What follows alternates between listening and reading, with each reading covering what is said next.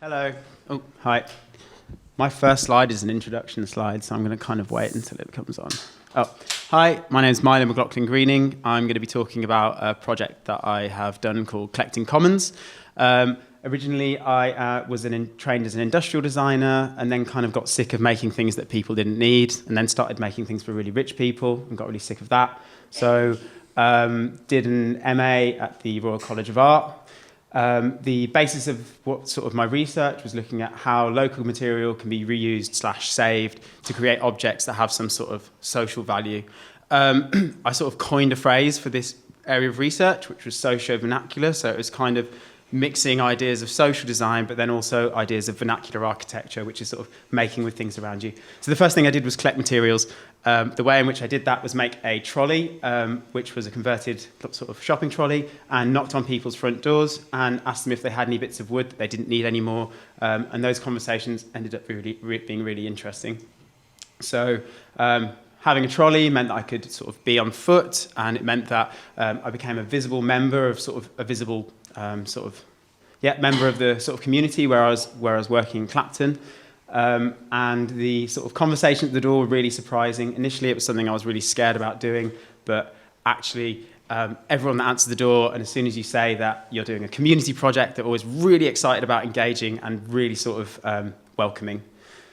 I collected loads and loads of bits of material in and around Clapton with my little trolley. That's a peg. So I had this really exciting conversation with this lady who was really into what I was doing, but she didn't have any wood to give me, which was obviously fine. But she chased me and gave me a peg. So I then made sure that what I was doing was mapping where all of this material was coming from, because maps are a really interesting sort of way of understanding our environment and understanding where resources are. And I saw this sort of a beginning of potentially sort of a map which could potentially sort of build and hold more information. What was I going to make with the material? I decided an interesting, really social object which I could make out of the bits and pieces that I'd been given was a table. It's obviously inherently sociable. It's something that people can gather around. And it was something which, basically I could make with what they were giving me. So I made it like that.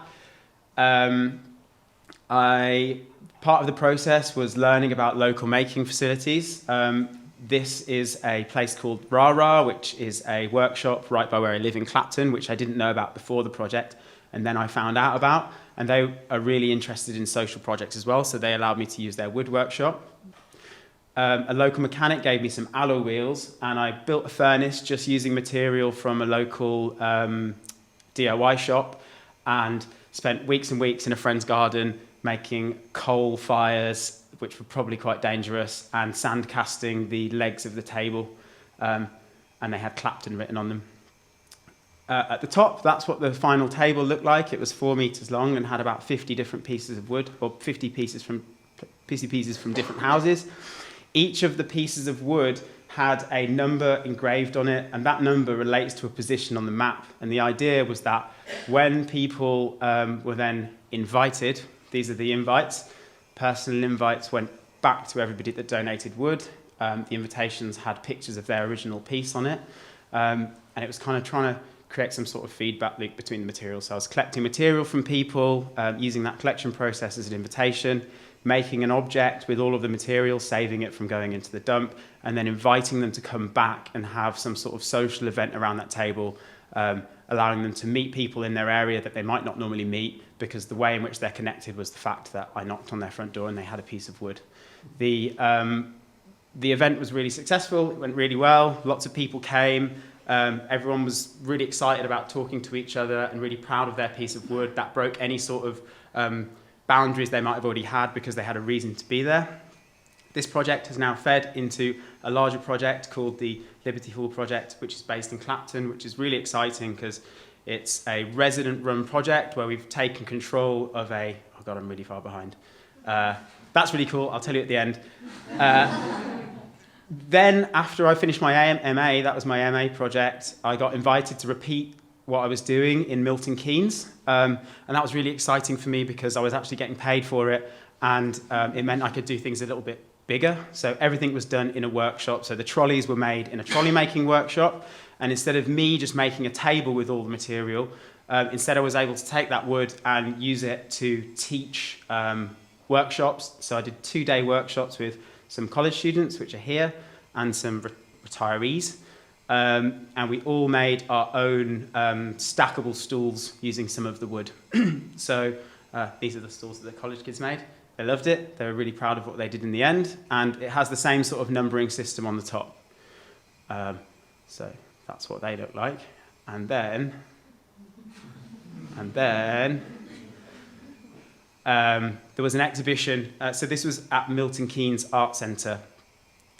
So the table and all of the stools. So I made a table. All of the stools were made by local residents. The candle holes on the table were made by a group of students who had been taken out of mainstream education. So we did a day of woodwork. And the exhibition programme was in the form of a sort of instruction manual. So that instruction manual was to teach people how to make the stool. We had a series of events. We had a big dinner again. We also had a board game cafe, which was basically in the space for, it was originally 3 months, but it got extended for another 2 months. And again, it was a really great the outcome was really brilliant. There was loads of people who didn't know about the art centre or weren't connected to what was going on in their community, who had now been sort of dragged in because I'd knocked on their front door. All of the stools have now ended up in a new community space in the local area called the Little Bookshop.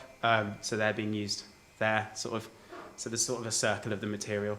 So the things that I'm doing next, which are kind of related to this, in Clapton, I'm working with the, basically I'm developing an asset mapping methodology in Clapton, working with local residents, building on the map thing, and I've run out of time.